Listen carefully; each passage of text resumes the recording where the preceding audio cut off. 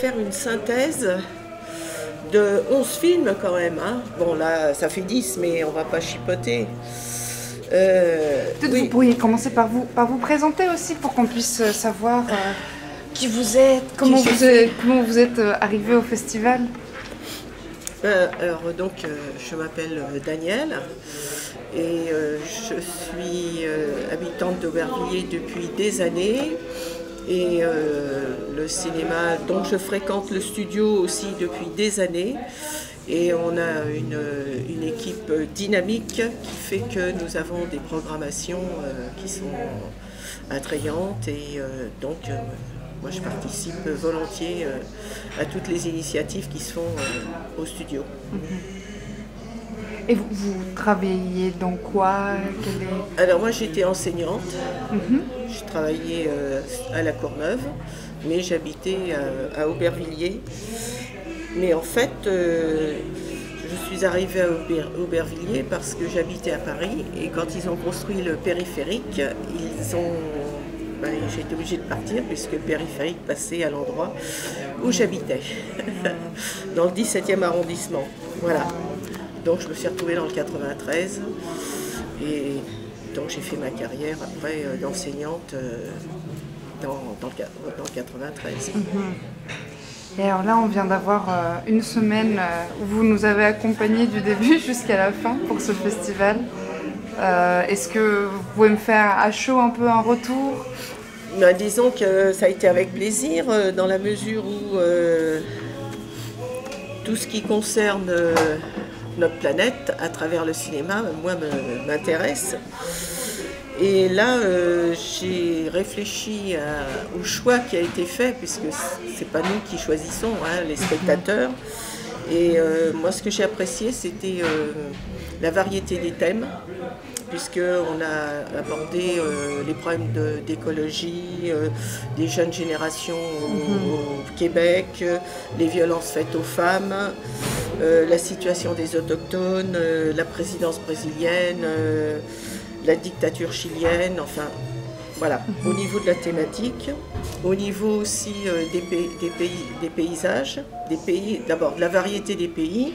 Alors j'ai compté qu'on avait été en Argentine, au Québec, Mexique, États-Unis, Espagne, Inde, Finlande, Pérou, Philadelphie, New York, Colombie, Brésil et Chili. Vous nous avez fait faire un super voyage. Ensuite, moi, ce qui m'intéresse aussi au niveau du cinéma, c'est les techniques et les formes techniques du cinéma, c'est-à-dire là où il y a déjà long métrage et court métrage d'une part, et les techniques de comment on dit, la tenue de la caméra, oui, voilà, le langage cinématographique. Voilà. Donc j'ai découvert grâce au Québec qu'il y avait la technique du data moshing et du glift, que je ne connaissais pas du tout.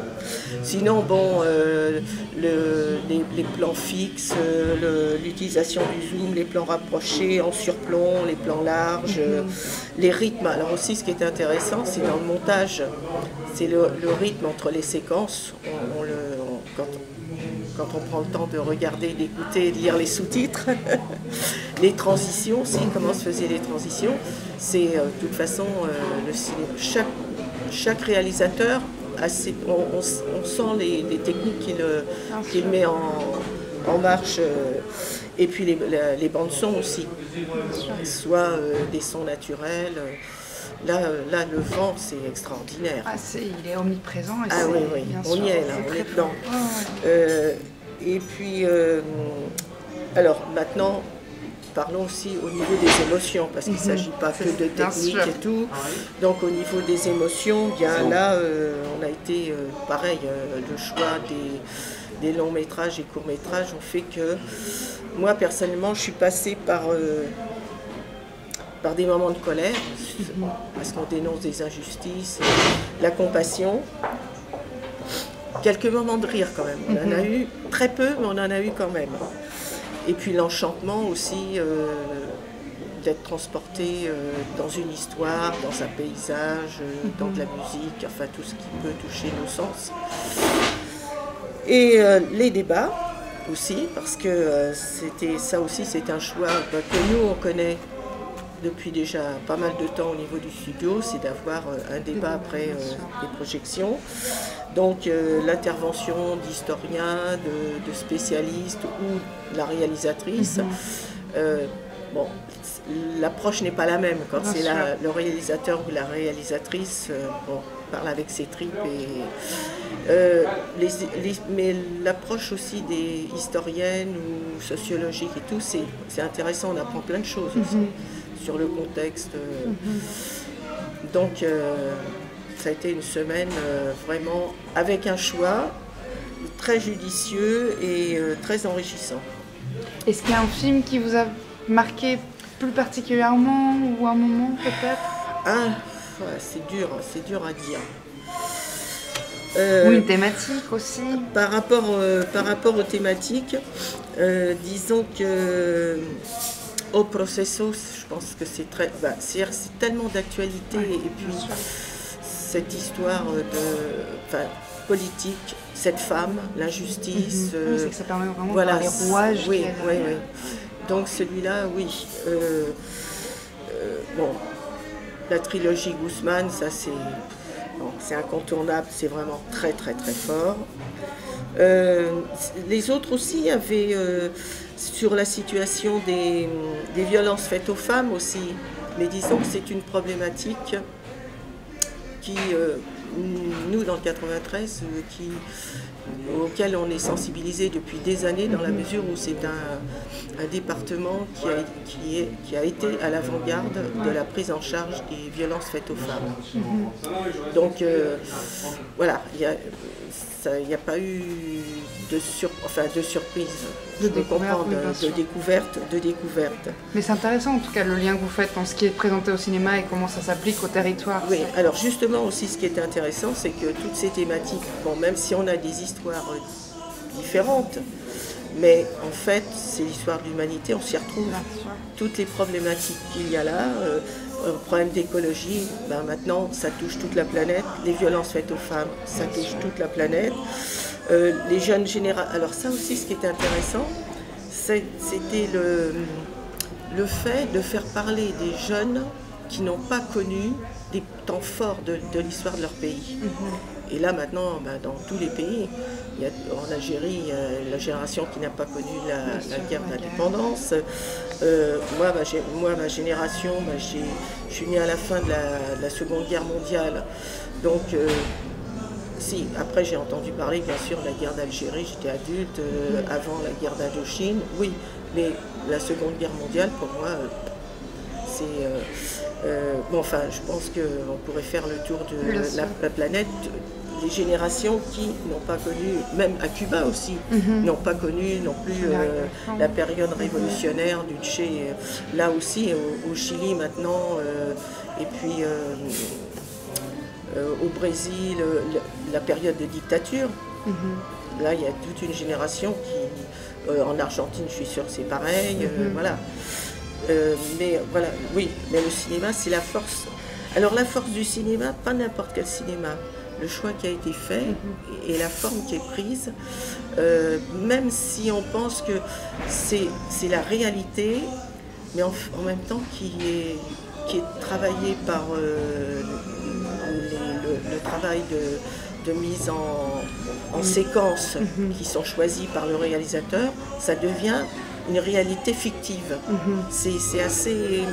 Avec le temps, là, c'est vrai quand on y repense, après, la façon dont c'est fait, oui, ce ne sont pas des acteurs qui ont joué des comédiens, le scénario c'est la vie, mais la façon dont c'est monté, c'est quand même une histoire qui est reconstruite. Parce que ça n'a pas été enregistré du début à la fin, sans rien toucher. Voilà, oui, exactement.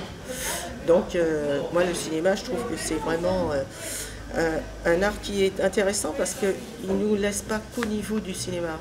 Il y a les lectures après. Il il y a des ramifications suite à la vision d'un film. Moi, je sais qu'après, je vais aller voir sur Internet, rechercher au niveau de l'histoire, approfondir telle problématique qui a été soulevée par le film. Il y a la musique aussi, au niveau de la peinture, bon là on peut pas dire. Au niveau de la photo aussi, après on peut être aussi intéressé par voilà. Et puis les voyages, parce que moi j'en ai profité.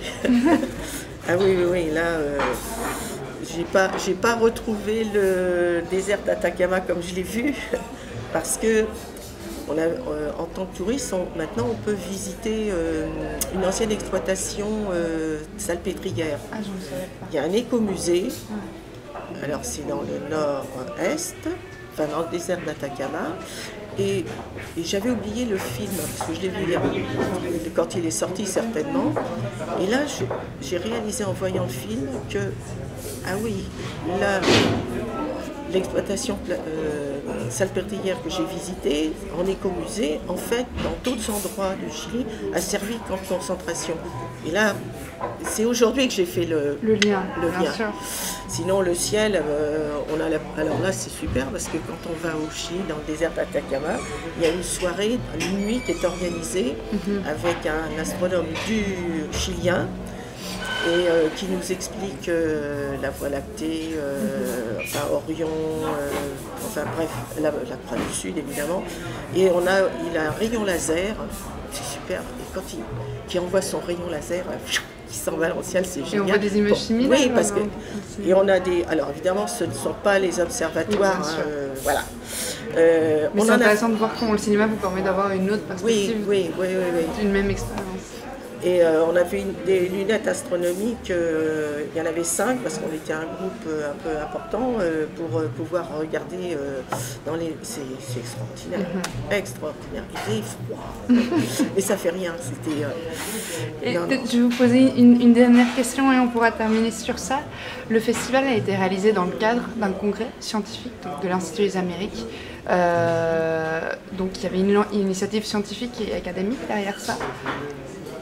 Quelle est votre opinion par rapport à ce genre d'activités parallèles, qui sortent un peu des sentiers battus, qui ne sont pas exclusivement universitaires et qui essaient justement de générer d'autres espaces? Alors, c'est ça aussi, c'est une excellente initiative. Et en plus, c'est une initiative, disons, que l'on connaît aussi sur la ville, dans la mesure où les universitaires, on arrive à les faire sortir et venir à Aubervilliers.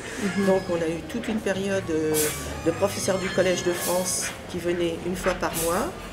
Avant que le campus Condorcet soit réalisé, on a eu, justement pour qu'il n'y ait pas de coupure entre l'intervention du Collège de France, l'équipe du campus Condorcet qui a pris la relève et qui est venue sur plusieurs années, à peu près une fois par mois, nous donner des conférences sur une thématique annuelle.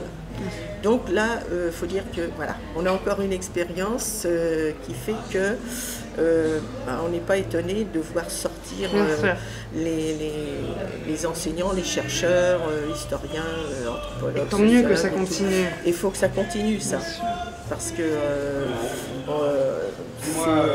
ça fait du bien.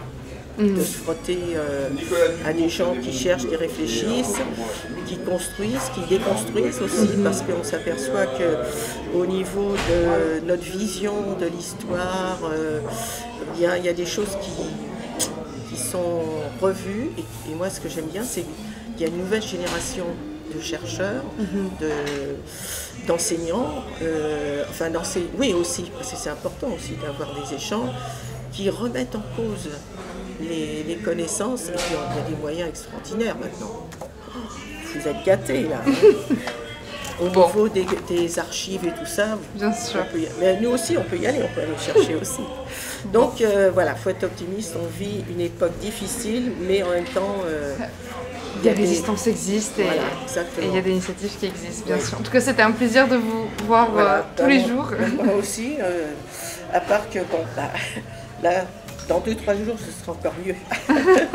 Super.